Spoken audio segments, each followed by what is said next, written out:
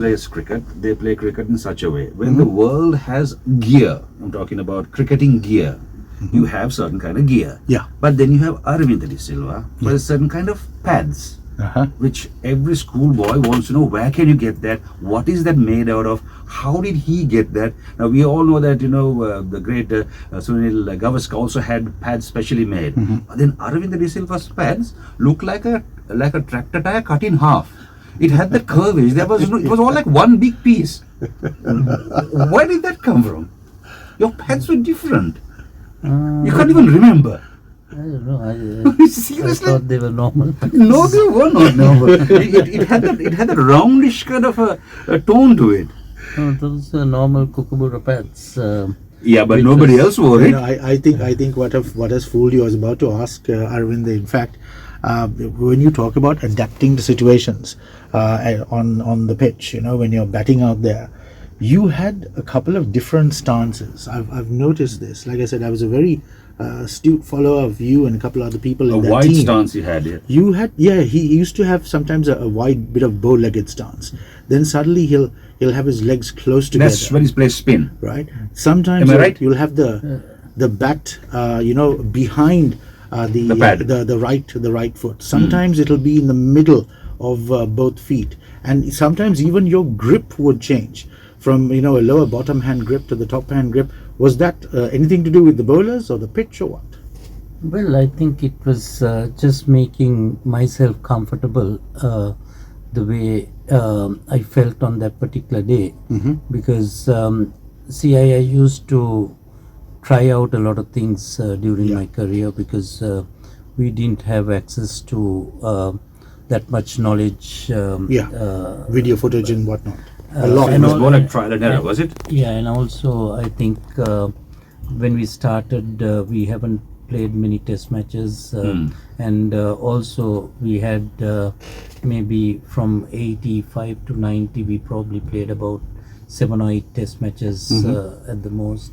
So the kind of trial and error you could do was far less as to the time after 1996 or 7.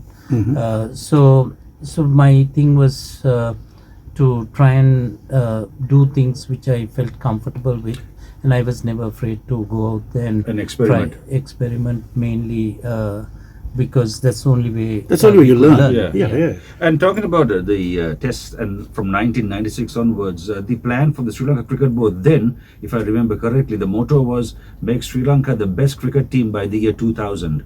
That was the goal as well then. And the way Sri Lanka was playing after the World Cup, we had done the World Cup, now it's test match that we had to focus on, was also on the cards.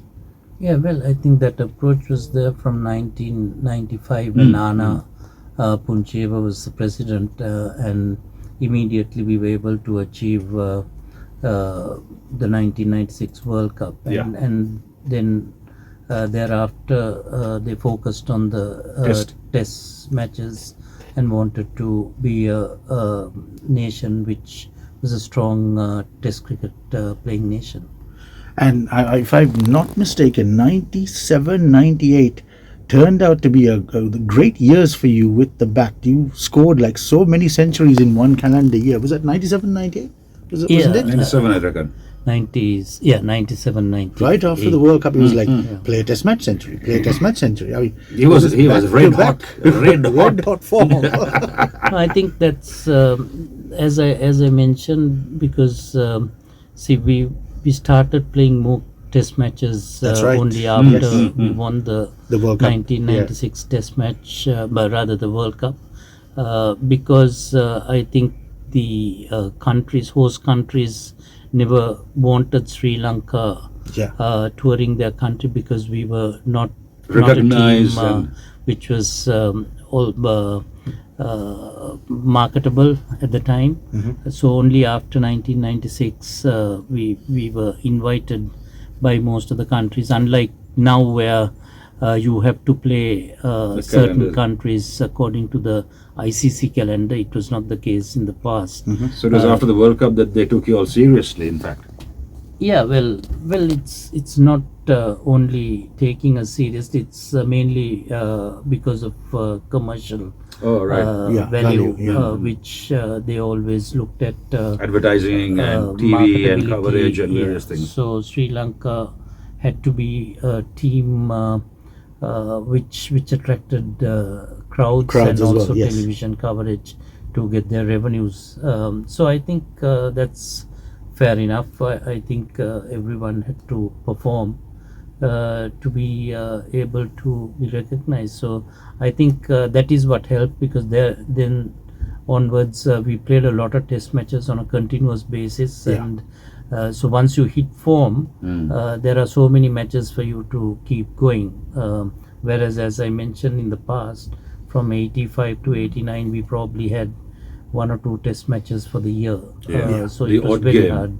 very hard for you to focus and train for just a couple of matches. Sure. Thanks for the insight, Aravinda. We'll get back to him, of course, in just a second. Gold FM proudly presents the Grammy Award-winning superstar group, All for One. All for One. Live in concert. Backed by their full band. Guest performance by Derek Junkir and the Redeemers. Tickets out now. Priced at 10,000 rupees. Free seating. Theatre style. Tables and cocktail tables. Available now on www.gettickets.lk.